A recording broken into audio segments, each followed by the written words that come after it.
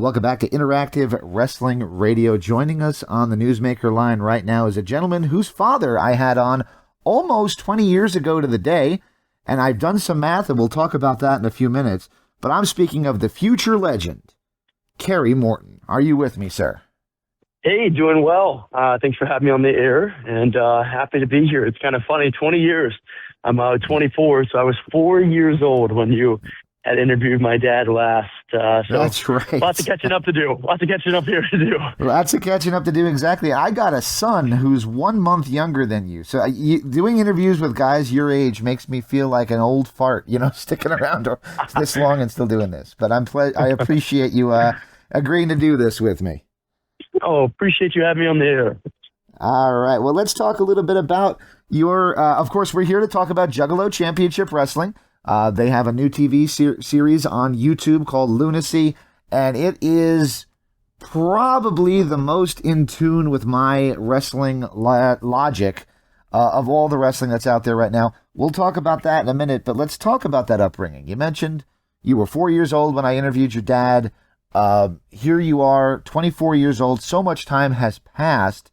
What was it like for you to grow up with a dad who was already, when you came around, a legend in wrestling and traveling the world in the independent circuit as a wrestling legend? James, I'm going to take one step back real quickly. We maybe forgot to mention, maybe it's not known. My grandfather was in the professional wrestling industry. His name is Paul Morton. He was a referee, one of the head referees for Memphis Wrestling. Had a little tenure in the wrestling ring himself. And then, my father grew up in the professional wrestling business. And same goes for me. Professional wrestling is literally the only thing that I've ever known to watch my father make a living and put food on the table and provide for us and our big family.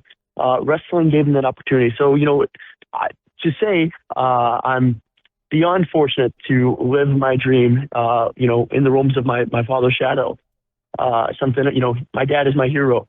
So seeing him do what he has done in the professional wrestling industry only motivates me, and it disciplines me, and it makes me determined to want to fulfill, and make something of my own. And that's something that he was always preached on is, son, you got to go out there and you got to get it yourself. You can have my name, you can have the adventure or whatnot, and, I can throw your name in a hat every once in a while, but what's going to make you is you being you. And that's something that always stuck with me. So to say the least, I grew up in the locker room. I grew up around the boys. And when I say boys, I'm speaking for the locker room in general. But that was my upbringing. That was my people that I looked up to were not necessarily, some of my friends or whatnot. It was the guys in the locker room that I went to for advice and how I grew up and whatnot. So to say I've had a really good upbringing would be an underestimate. I've been beyond blessed to be surrounded with the people that have been put in my life in professional wrestling, and it's only cool now that I get to share the ring not only with my hero but my dad. Absolutely, and that is one of the coolest things to see is when you guys get in there, and I've seen you on both sides. I've seen you as tag team partners, and I've seen you as opponents. Which do you like better? Do you like actually getting in there and wrestling with your dad one-on-one, or do you prefer being a tag team partner? I think there's a little bit of both. Both have its perks and both have their cons. It's not fun to say when you have to go home to the girls and say, I got my ass kicked by my dad. So, that's not always a fun thing to say, but, both have its perks and cons. Yeah, I really enjoy, I've learned so much from him, along with, Uncle Hoots, Robert Gibson, and all his coworkers and whatnot. I've learned so much. So every time I step in the ring and I have the opportunity to be in the ring with them, whether it be on the opposite sides or the same side, it's always something I can put to the learning tree. And I don't take it for granted. I really don't. Although, when I do get my ass kicked or I am getting chanted some profanity chants, to say the least, that I probably shouldn't mention on the air, it always brings a smile to my face. That's awesome. So did you know all along while you were traveling with your dad when he was working, when you were growing up, did you know all along, I got to do this. This is my destiny? Absolutely. I was, funny enough, my parents got me into, I played sports all in school. I amateur wrestled for 13 plus years. My parents got me into theatrics. So I got to be in all the performance arts, in which I found lots of success in, acting. I get to go on tour with national musicals, national like off-tour Broadway musicals. So I got to pick up and had great teachers and great, directors and whatnot that really showed me the art of performing and how to react and act to a situation, and honestly how to act in general on stage. And now I bring it to the wrestling ring. So I'm super glad my parents had done that for me and gave me that opportunity to learn and be inside, whether it be a stage or in drama or forensics, which is, competitive acting and speech and debate, which I had lots of success in. It all circled around to now stepping inside the wrestling ring, whether it be in promos or the way I'm blocking or the way I think about matches or the way I present myself in front of a screen or in front of an audience. It's all very crucial. And that's something that I hope that anyone that listens to this, especially maybe young professional wrestlers that are entering the business, take pride in those little things of knowing how to present yourself when the opportunity comes. Very cool. And doing a more Vince Russo style of wrestling, I would think that the acting experience will come in handy even more because, he's a big fan of vignettes and doing things that involve character building and things like that. I would think that would all lend itself to Juggalo Championship Wrestling style of wrestling. You're not wrong. Vince Russo, I had the opportunity to work with him just recently on the JCW Lunacy tours. And he's a different cat. I think, to say the least, we agree to disagree on a few things, and that's okay. And that's some things that you have to take with a grain of salt. And that's some things I'm not trying to shoot myself in the foot while I'm on the air. No. I enjoyed what he had given me, and he gave me some great tips. And then I took some things into my own realm of my character in professional wrestling. And, it's one of those things that you'll often have to remind yourself is the agree to disagree. And he really, I think he took a liking to me, to say the least. And if he didn't, to hell with him. I really don't care. I'm Kerry Morton. I do what I want to do. So I love it. Growing up, I had a friend, and he was a male cheerleader, and there was some guys that would razz him. And finally, one day, I went up to him and I said, why do you do it? He's like, dude, I'm at the bottom of the pyramid. And it took me about 2 seconds. I'm like, oh, I get it. Okay. But anyway, I know that you had a lot of success as a cheerleader. You didn't mention it just then, but has that helped? The almost gymnastics involved and the athletics that's involved in cheerleading, has that helped in your in-ring career? Tremendously. Cheerleading is something that, I'll go on to speak real quickly. Mind you, I had lots of success in amateur wrestling, state champion. I wrestled for the Tennessee state team. I played football. I played soccer. I did the whole 9 yards when it comes to sports. No baseball, no basketball, not really my cup of tea there. But, to say the least, I've played some of the most hard, beating sports there are. And cheerleading beats them by all far ends. I mean, I'm telling you, excuse my French when I say this, but taking the ass whooping while you're catching girls that you're throwing in the air 20 plus feet in the air, especially on a collegiate level when you have usually all guy base or you have really, really strong bases. Those girls are going 20 feet up in the air, which is something, I wear a size 11. So when you put a 20 plus those together, that's how far you're throwing a person usually on average in the air. We'll go higher up to 30 feet. And they're coming down. That's 110, 125 pounds coming directly down, not necessarily able to catch itself. And that's things that you have to think of. So lots of trusting, lots of skill-based, and good technique is something that I valued in cheerleading. I bring that the same way in professional wrestling. When you're in the ring and you're tangoing with one partner, there comes trust and there comes discipline and there comes the ability to know one another without knowing one another, if that makes any sense at all. So cheerleading is something that's really helped me. And, I went on to win a championship in cheerleading and be an all-collegiate athlete. Very cool. There's somebody you worked with that I'm a huge fan of. Of course, not just your dad, but also the franchise, Shane Douglas, and I've seen you do an interview with him as well. Shane is such a wealth of information, and I just wanted to get, what was it like working with Shane, and did you take anything away from the experience of working with him and his logistics that you didn't know before you got in the ring with him? Every time I get around Shane Douglas, I'm always picking his mind. I'm always learning something, whether he's telling me something or he's telling me the inside things that he's not telling the other boys, which I think comes with trust. And, being who my father is, Shane has really taken his time with me on these shows. I've wrestled him more, probably at least 10 times at this point now.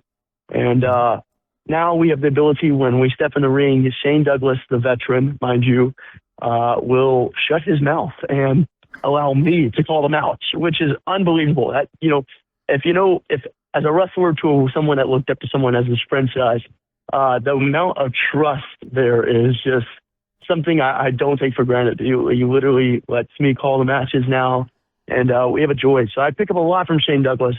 His mind is beyond, beyond anyone's that I've got the chance to talk to and speak to. So I'll put over Shane any day. I'm happy to have spoke with him, and I still learn from him, and I love catching up with him at wrestling shows. Because we, West Virginia, Pennsylvania, all in that realm. Very, very cool. And of course, in addition to all the legends that you made friendships with and have teamed with and faced in the ring, you also have the younger guys that you're partners with. Of course, I'm speaking of guys like Alex Taylor, Silas Mason, the Southern Six. You guys are really tearing it up right now. And how did you guys end up coming together as a team? And is it just the Southern connection, or is there more of a bond there? James, when you're hot, you're hot. And when you're not, you know how that usually goes. We are some Southern boys. We're some Tennessee boys. I'm in East Tennessee here in Bristol.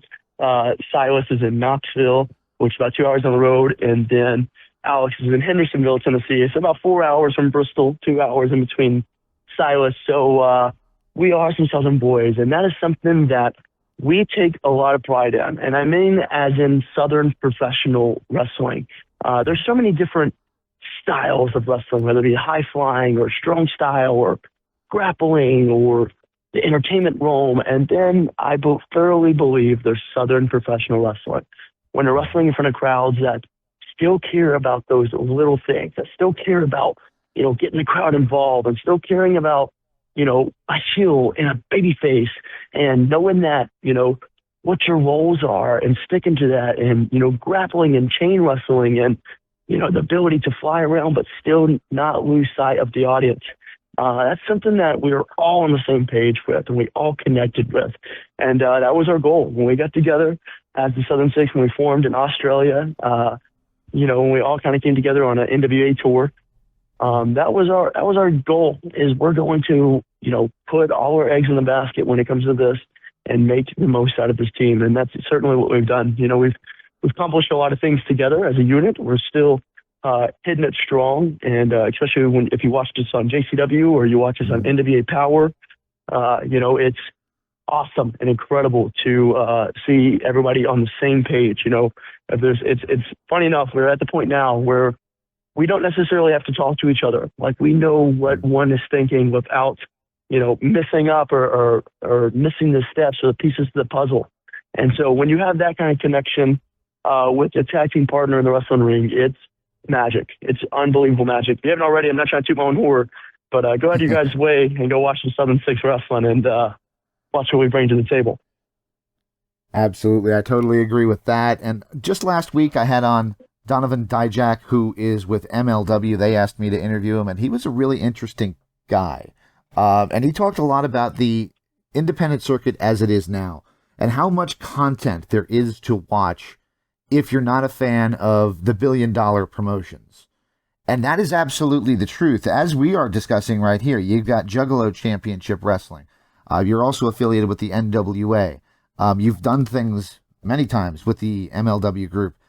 I guess, would you say the current wrestling scene outside of the big two, if you will, is alive and well and healthy?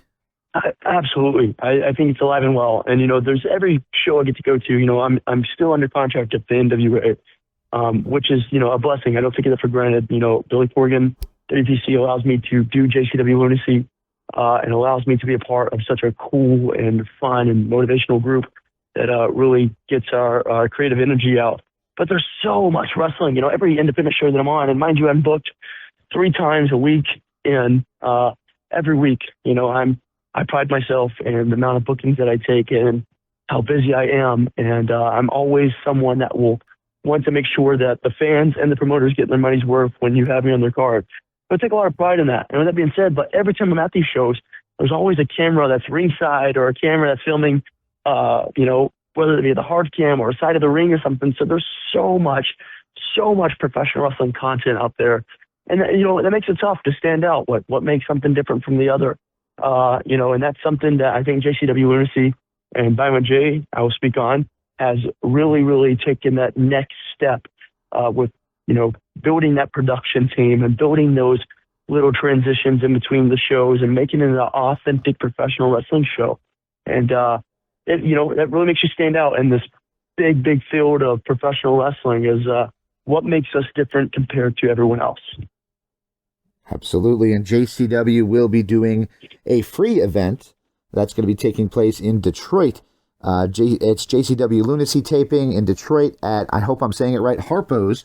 So hopefully everybody does turn out there. And they're doing a food drive as well, which is going to be raising money for the needy families. And with everything going on with the government and all that right now, that's probably needed more than ever. So congratulations to you guys for having the big hearts and going out of your way to do the right thing when people need it the most. So that's really cool. I guess my question would be, Juggalo Championship Wrestling, it's been around a long time. The Insane Clown Posse, you mentioned Violent J. They've been doing this for a long time, and maybe initially there was a little bit of camp involved in how they presented it, a little bit of humor, but it seems to be a much more in line with my line of thinking for pro wrestling these days. It seems to be right, it's designed for me. So I'm watching this now. It's a completely changed product. What is your thoughts on JCW's product?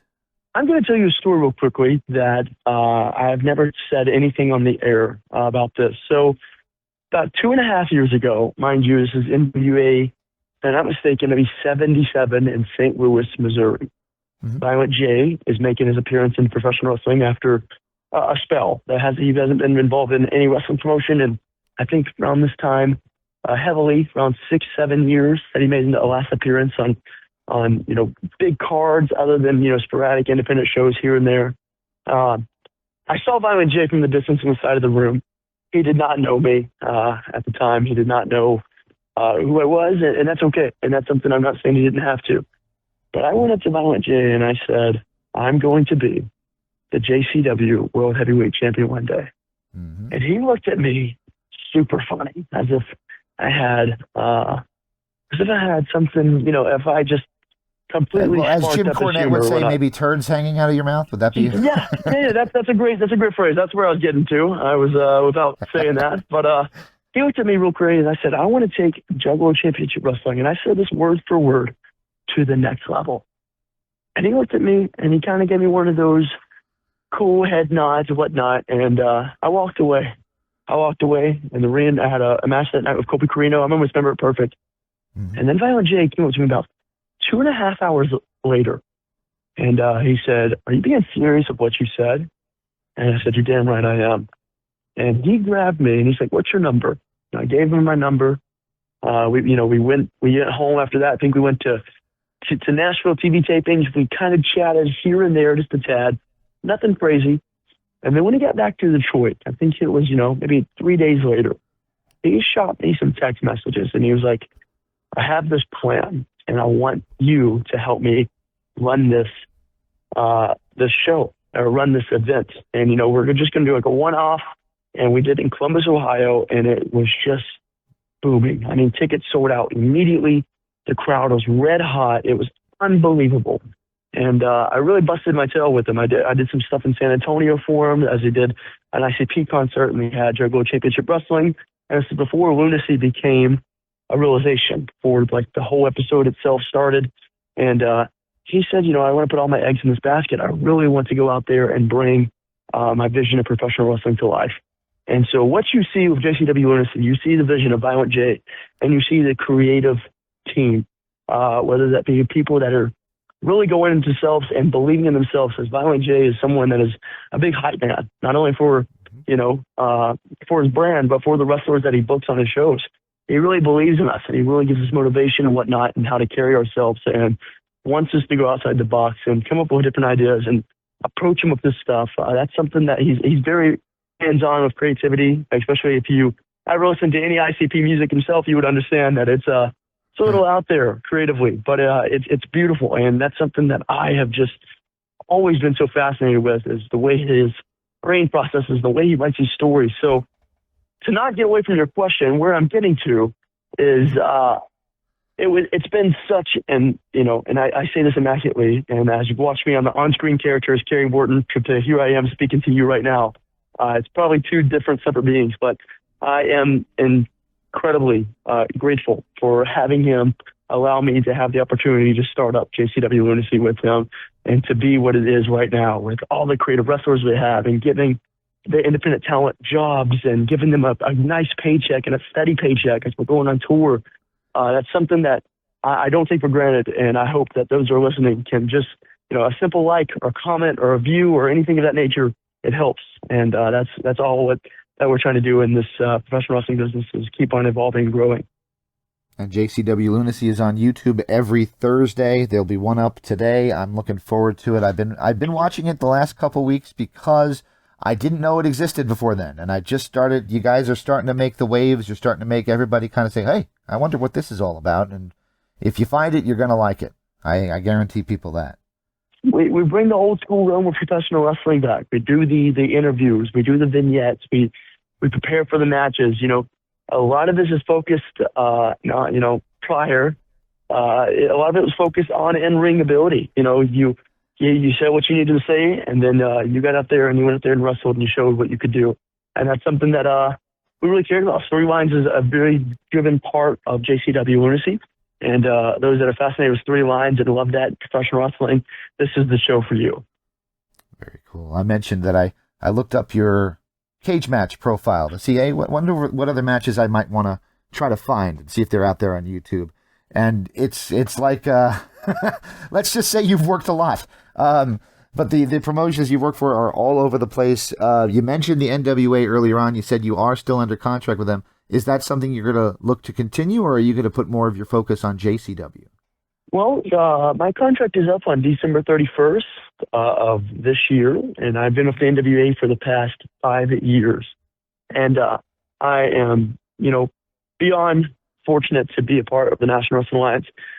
There's a dream of mine, and there's something that I don't really, I never really said it on air, but, I think something to mention is I want to be the NWA World Heavyweight Champion.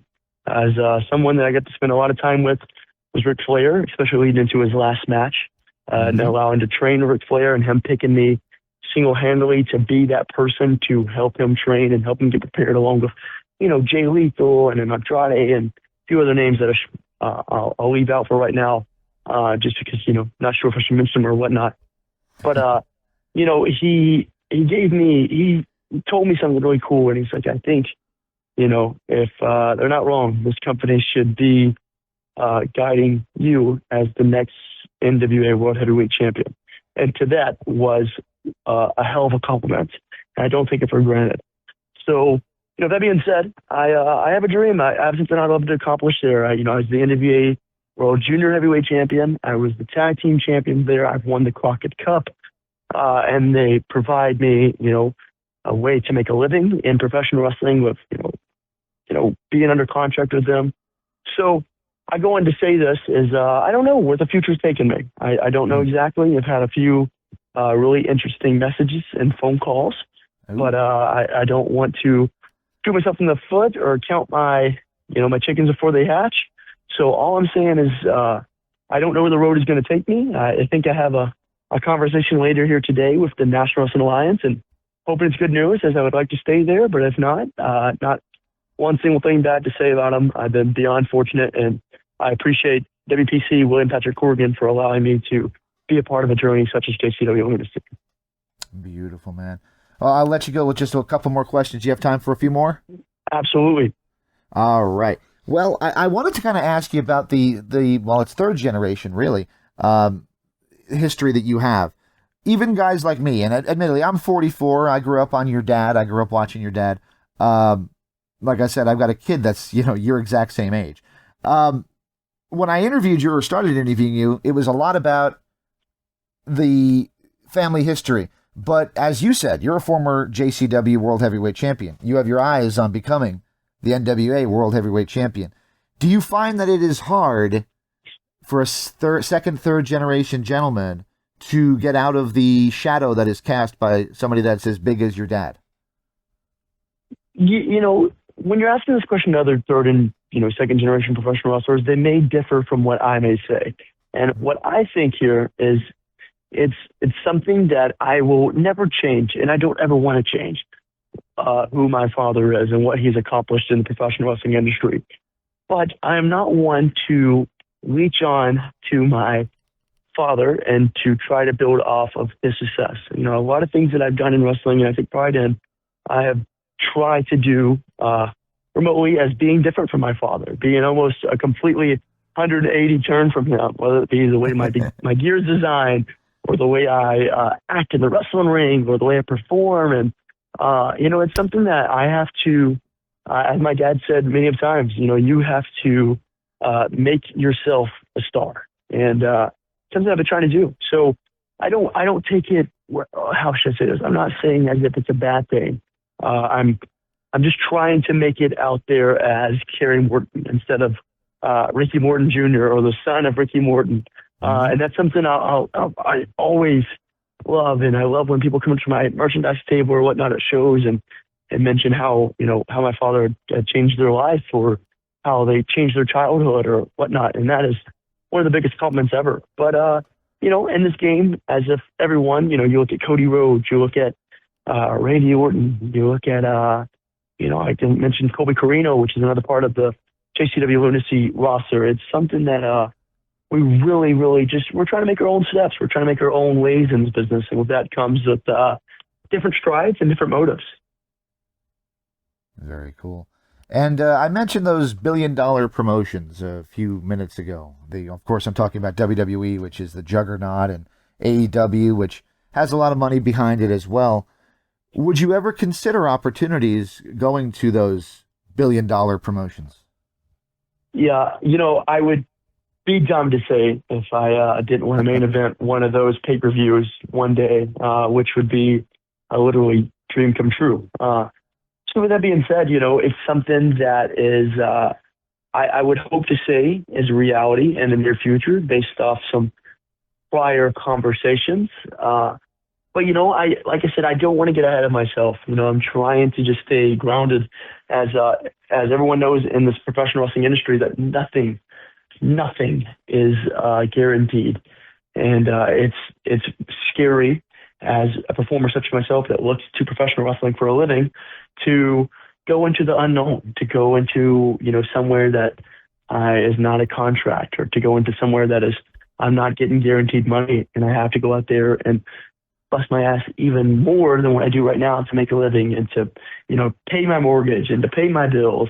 That's something that, you have to bet yourself on. And so, like you said, I repeat myself once more, not trying to get ahead of myself, but had some really interesting conversations here recently, and I have some really good people that's on my team that have vouched for me and I have showed what I'm capable of doing and what, I'm 24. I'm not nearly, I would hope to say I'm not nearly peaked yet or began to peak yet. I'm just still learning, and I want to soak up all that I can. So when the opportunity presents itself, God willing, if it does, I am ready to go and ready to take the wrestling world by storm. All right. Final question. It's a little bit of a layup for you. I know you didn't do basketball, but we'll still do the layup for you. Juggalo Championship Wrestling, Lunacy. It's a great show. Like I said, I watched it. There might be some people out there that are old school minded, that have the memories of what Juggalo Champion shit, as it was once called, wrestling once was. Why should people that may have preconceived notions tune in and watch this show every Thursday? Do you know that one restaurant you ever attended and that food was good? Maybe you went back a second or third time and it wasn't as good as it once was. Mm-hmm. Or you're reminiscing something that you once had that was really good. I think that's how you have to look at this particular company. There's so many, it's gone through so many different waves of wrestling, whether that be a lot of it was fixated towards the Juggalos, which is the fan base of ICP. This particular product, JCW Lunacy, is made for everyone. Yes, there's a little foul language here and there. I would viewer discretion is advised on some things, but we're moving out of that. We're moving more to a PG-13 era in Lunacy. That being said, there's a lot of unique talent, some really, really good talent that are on these cards, and you get to see the creative mind of Violent J come to life and bring these episodes together. So if you're a fan, which if you know anything about me, those that are listening, you know that I'm a old school wrestling, connoisseur. I love Jim Crockett Promotions. I love, AWA. I could go on, the Florida territories, the Mid-South. I absolutely adore that. If you see me in the wrestling ring, you see that a lot of my wrestling style comes from that said era. And that's what Lunacy reminds me of, is that we're in packed places. The fan base is absolutely unbelievable. And I say that as a good thing. The chants and whatnot, and those that are listening that have watched the show will understand and that want to watch the show. So if you are a professional wrestling fan, at least dedicate yourself to a few episodes. Go out of your way, watch. You can watch the early episodes of JCW Lunacy where you see the formation of myself as the Southern Six, as we make our vineyard on there, and then you get to see all these crazy and exquisite things. And now Vince Russo is on board as he just wrote the episode that will air tonight, and so on. So lots of different personalities and ideas and come together as this unit in JCW Lunacy. So if I can sell you on anything, all I'm selling you on right now is to give it a try. It may not be everything that one imagines, but it's close to there, and it's something that I take so much pride in. And I would love for the wrestling fans out there to see what they're missing out with JCW Lunacy. I'm going to tell you sold me on one thing too, and that is the nickname. I think the nickname is true. You are absolutely a future legend. I can't thank you enough for taking the time to do this with me, and I wish you the best of luck. The most grounded, well thought out answers I've had in a long, long time. So I appreciate you taking the time and doing this with me and introducing yourself to my audience, and hopefully they'll find JCW Lunacy on YouTube as well. Thank you, James. I appreciate you having me. Hey, before I let you go, do you mind if I ask for one last favor from you? Please.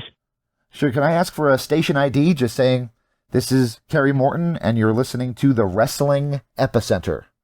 Absolutely. Tell me when. I'll do it in 5, 4, 3. This is Kerry Morton, and you are listening to the Wrestling Epicenter.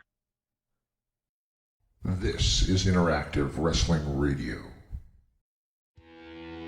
Interactive Wrestling Radio. Interactive Wrestling Radio. Interactive Wrestling Radio. Interactive Wrestling Radio. Interactive Wrestling Radio. Interactive Wrestling Radio. Oh, rush. Featuring the interactive interview. Interactive interview. Interactive interview. Interactive interview. Interactive interview. Interactive interview. Interactive interview. Oh, yeah. Formerly The Blaze. The Blaze. The Blaze. The Blaze. The Blaze. The Blaze. The Blaze. The Blaze. The Blaze. The Blaze. The Blaze rock. Yo, Maniacs, so what you gonna do when the Blaze of Maniacs runs wild on you? On WrestlingEpicenter.com. Wrestling Epicenter. Wrestling Epicenter. Wrestling Epicenter. Wrestling Epicenter. Wrestling Epicenter. The Wrestling Epicenter. Don't get off. And now we shamelessly name drop from our history. The Wrestling Epicenter would like to apologize for the following. All right, everybody. Arriba la raza. Viva la raza. Hey, y'all. Hello, ladies. Hey, guys. We had a lovely conversation. First lady. Absolutely. Oh, look at me. She's so kooky. Be there. Where else? Interactive Wrestling Radio. Wrestling Epicenter. Oh, my God. what? You win! Love being interactive. I was not shooting. Yeah, I almost missed my pants. Breaking neck. I got 2 words for you. I've heard a lot about you guys. Let's go. Excuse my language. Getting over the shot. See him now. We're into the many. No nerves. That was great. It's going to be cool. Woo! What it's all about. The purest point of view. The living legend. Arrogant. You're listening to me. Instead of statement, I'm talking to you. Charisma. So lonely without you. In the land of extreme. Testify. Nevermore. Interactive interview. I'm not just the best. Interactive interview with a plastic You head. earned the right. Nobody. You better keep listening. Thank you very much. Controversy creates chaos. Professional wrestling. Made in the USA, baby. Memphis wrestling. The guy on fire. I'm not We were sexy. What a show. The one and only. Interactive Wrestling Radio. Wrestling Epicenter. Interactive interview. We took care of the business. This isn't ballet. We are huge with this whole. You're where it's at. You better recognize who's the best. Make sure to tune in each and every week. I'll come out of your computer. Knock down your door and turn it on for you. Or else I'm going to kick your stinking teeth in. And that's the bottom line. Have a nice day. Don't forget to like and subscribe.